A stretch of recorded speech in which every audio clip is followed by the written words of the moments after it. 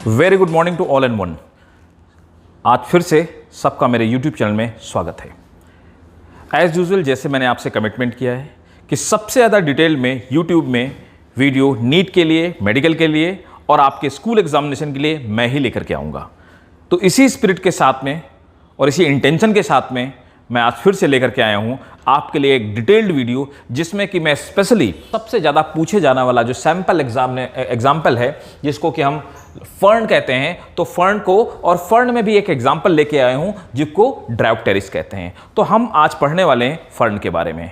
इसी के साथ में मैं आपको बताना चाहूँगा, अगर आप मेरे चैनल में नए हैं तो मैं आपका host JD sir as usual आपके लिए नीट सीबीएसई के टॉपिक्स लेकर के आता हूँ।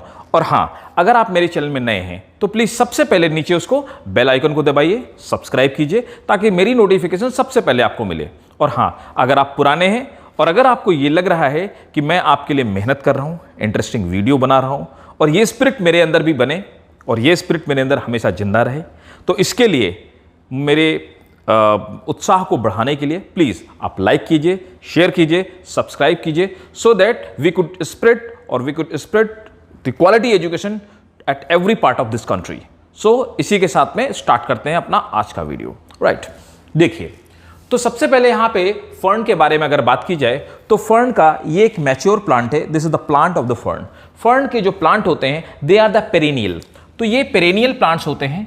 पेरेनियल प्लांट वो होते हैं जो कि सालों साल, बहुत सालों तक, कई सारे वर्षों तक, कई सारे सालों तक ये अपने आप को सस्टेन करते हैं। इनकी लाइफ साइकिल काफ़ी लंबी होती है। दूसरी अगर बात की जाए तो यहाँ पर लीव्स जो होती हैं, ये लीव्स, इनका अरेंजमेंट लीव्स का जो होता है इसको हम फिलोटैक्सी बोलते हैं। तो लीव्स यहाँ पे अल्टरनेटली अरेंज होती हैं और एक्रोपिटल सक्सेशन में अरेंज होती हैं।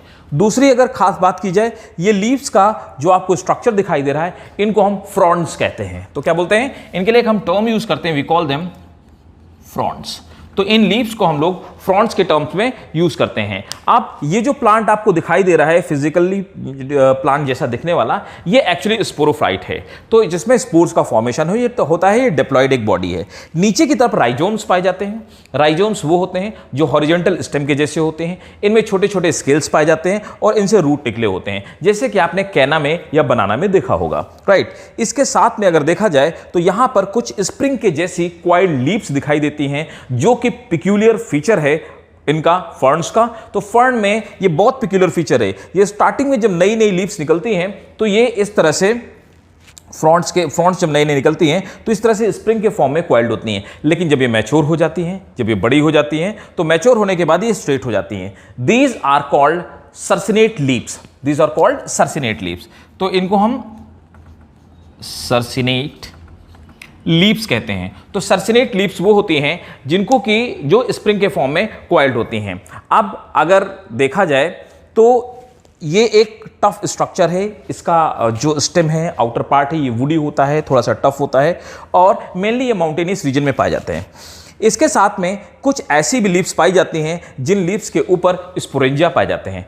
ऐसी लीव्स जिनके ऊपर स्पोरेंजिया पाई जाती हैं, उन लीव्स को हम लोग स्पोरोफिल्स कहते हैं।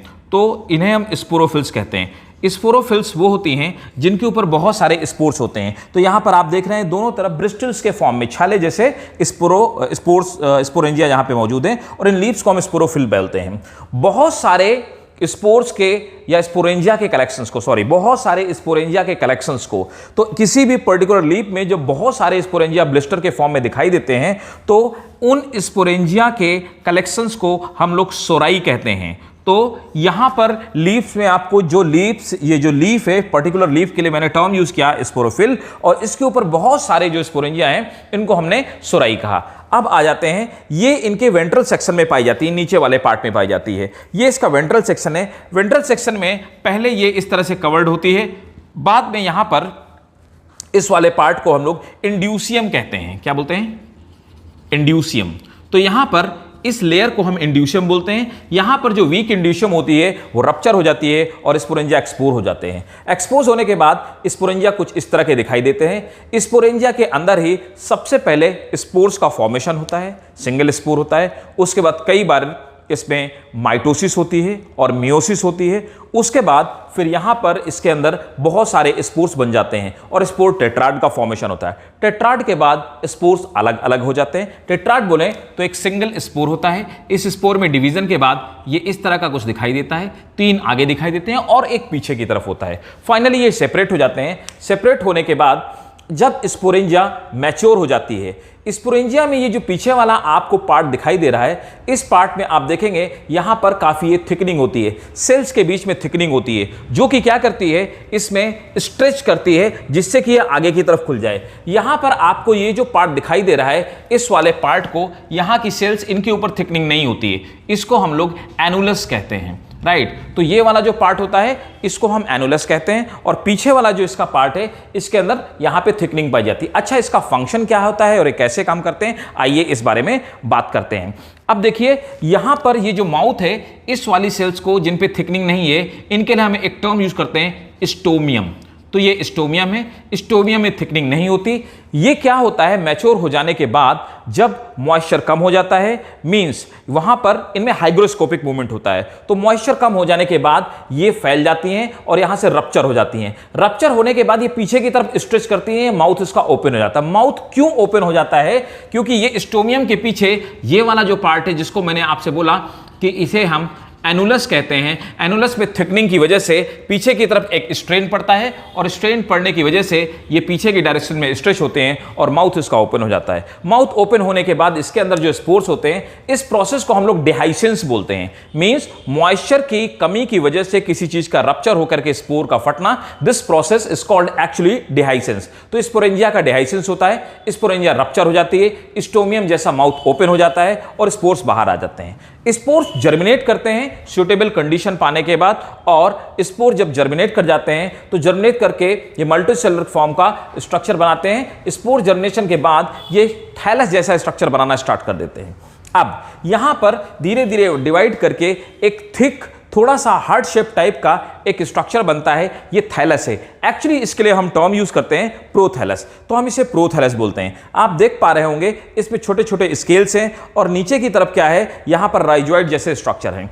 तो देखिए यहां पर हम ये कह सकते हैं कि एक पूरे इसके लाइफ साइकिल में 2 ऑर्गेनिज्म दिखाई देते हैं, ये आपका स्पोरोफाइट और ये आपका गैमेटोफाइट। ऐसी लाइफ साइकिल जिसमें 2 तरह के ऑर्गेनिज्म दिखाई देते हैं, इनमें अल्टरनेशन ऑफ जनरेशन होती है, मतलब 2 तरह के लाइफ साइकिल दिखाई देते हैं, तो इनको हम डाइमॉर्फिक बोलते हैं। तो 2 तरह के फिजिकल फॉर्म दिखाई देते हैं, जो इस टाइप का हार्ट शेप है और दूसरा जो है इस टाइप का स्पोरोफाइट है। तो हार्ट शेप गैमेटोफाइट और प्लांट के जैसा दिखने वाला स्पोरोफाइट। इसके बाद क्या होता है, इसी प्रोथैलस के अंदर female reproductive structure archegonium develop होते हैं और मेल रिप्रोडक्टिव स्ट्रक्चर एंथ्रीडियम का डेवलपमेंट होता है। मैं आपको ऑलरेडी पिछले अपने वीडियो में ये बता चुका हूं कि आर्चिगोनियम क्या होते हैं और एंथ्रीडियम क्या होते हैं। एंथ्रीडियम मेल स्ट्रक्चर है और आर्चिगोनियम फीमेल स्ट्रक्चर है। अगर आपने बेसिक्स नहीं पढ़ा है तो मेरे लास्ट 2 वीडियोस को प्लीज देखिए, उसका लिंक मैंने डिस्क्रिप्शन बॉक्स में डाला हुआ है, ताकि आपको ये ज्यादा क्लियरली और बेटर वे में समझ पाए,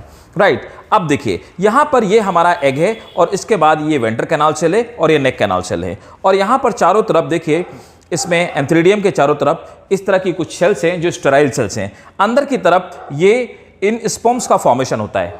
एंथ्रीडियम मैच्योर होकर के रप्चर करते हैं, स्पर्म बाहर आ जाते हैं। स्पर्म क्वाइल्ड और मल्टीफ्लैजिलेट होते हैं, ये मूव करके जाते हैं और फ्यूज कर जाते हैं आर्चिगोनियम से।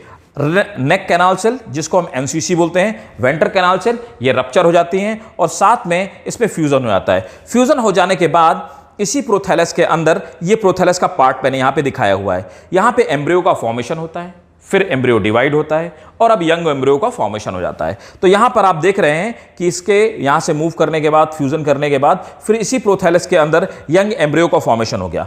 अब ये एम्ब्रियो में, अब देखिए ये एम्ब्रियो धीरे धीरे डेवलप होता है, किसमें, स्पोरोफाइट्स में डेवलप हो जाता है, राइट। मतलब अब डिप्लॉयड स्टेज फिर से आ गई है, अब स्पोरोफाइट में डेवलप होता है। स्पोरोफाइट यहां पर पैरासाइट के जैसा ही फंक्शन करता है, मैं आपको पहले भी बता चुका हूं, अगर आपने नहीं देखा है तो एक बार देखिएगा कि मैंने आपको जो बताया था इसमें, आपको ब्रायोफाइट्स में मैंने आपको बताया था कि यहां पर जो कुछ स्पोरोफाइट्स होते हैं वो गैमेटोफाइट के ऊपर पैरासाइट के जैसे बिहेव करते हैं। तो यहां पर भी ऐसे ही होता है, ये हार्ट शेप जो आपका गैमेटोफाइट है, इसके ऊपर स्पोरोफाइट धीरे धीरे ग्रो करता है, डेवलप करता है, लेकिन अभी ये फोटोसिंथेसिस से खुद के लिए फूड नहीं बना पाता है, जिससे कि यहां पे पैरासाइट के जैसे बिहेव करता है। धीरे धीरे क्या होता है, इसका साइज बढ़ने लगता है, खुद में फोटोसिंथेसिस करने लगती है, ऊपर एरियल पार्ट्स का फॉर्मेशन हो जाता है, नीचे रूट जैसे स्ट्रक्चर्स का फॉर्मेशन हो जाता है, फिर राइजोम का फॉर्मेशन हो जाता है और सीधे एक मैच्योर स्पोरोफाइट का फॉर्मेशन हो जाता है।